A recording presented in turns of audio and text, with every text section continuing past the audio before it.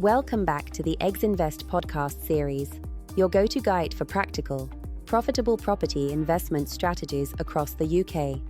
We're digging deeper into the exciting world of commercial real estate by exploring the different types of commercial properties available to investors. If you've been wondering, where do I even start when choosing a commercial property? This episode is exactly what you need. Let's start with two of the most common and familiar categories: office spaces and retail properties. Office spaces. Office properties can range from small suburban office buildings to massive corporate headquarters in London or Manchester. These spaces are typically leased out to businesses, from law firms and tech companies to consultants and co-working providers. In the UK, office spaces are often classified by grade A, B, or C, with grade A being the most modern, high-spec, centrally located offices, often in city centres. Grade B might be slightly older or in secondary locations, while grade C could be dated or in need of refurbishment. Post-pandemic, the office sector has had to evolve. Hybrid work models, flexible layouts, and tech-enabled spaces are becoming more in demand. And while the media loves to shout that offices are dead, many businesses still require physical space, especially those in finance, law, and creative industries. As an investor, here's what to keep in mind. Location is everything. Proximity to transport hubs, city centers, and amenities can greatly influence demand. Quality and flexibility matter. Tenants want good internet, open-plan layouts, and energy-efficient buildings. Lease terms are typically longer than residential, often 3 to 10 years, which means more stable income. So, if you're thinking long-term and you're open to refurbishing or repositioning older stock, office spaces can offer attractive yields, especially outside of the London bubble. Next up, retail. This includes everything from a corner shop to a high street clothing store, a cafe, or even an entire shopping centre. And yes, while online shopping has definitely shaken up the high street, retail is far from dead. In fact, certain types of retail are thriving. Think convenience stores, hairdressers, takeaways, medical clinics, charity shops, or any service you can't get online. These are often found in neighbourhood parades or mixed-use developments, and they are usually rented by small local businesses with a strong community presence. Key considerations for retail properties. Foot traffic is king. Visibility, signage, and accessibility directly impact the tenant's success and, by extension, your rent stability. Long leases are common, and tenants often take care of their own interior fit-outs and maintenance. Rents can be reviewed regularly and even include turnover-based elements in larger leases, meaning you can benefit when your tenant succeeds.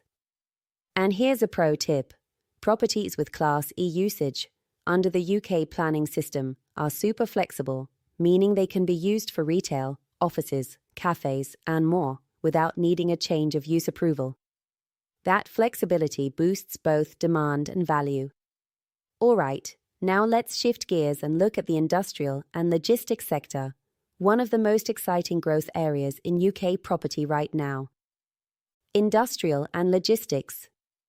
This category covers warehouses, light manufacturing units, distribution centres, and fulfillment hubs. And guess what? With the boom in e-commerce and next-day delivery, demand for these spaces has skyrocketed.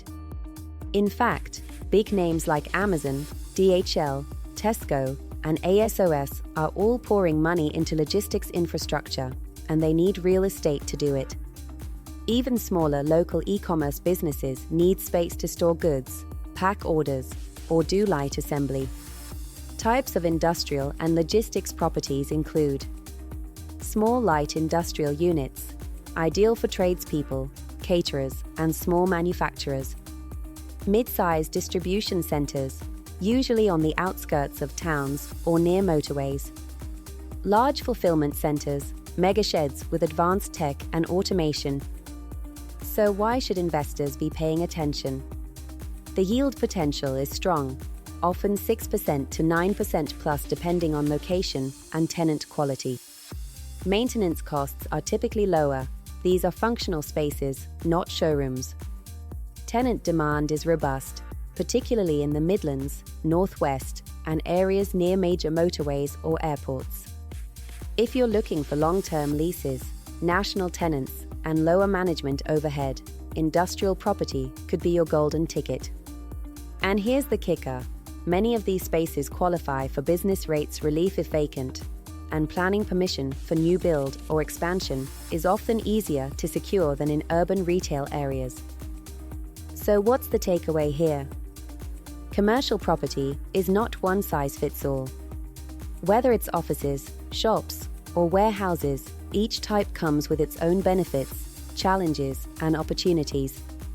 Your choice should align with your investment goals, your available capital, your risk appetite, and your appetite for hands-on management. If you want high footfall and visibility, retail might suit you. If you're looking for stability and professional tenants, consider offices. And if you're aiming for growth with national-level tenants and strong logistics demand, industrial could be the right call. In our next module, we'll look at market trends and economic factors, how the wider economy, interest rates, and industry trends influence commercial property values, and what that means for your next big move. Thanks for joining me on today's episode. It's been the Eggs Invest podcast, helping you hatch smarter property decisions.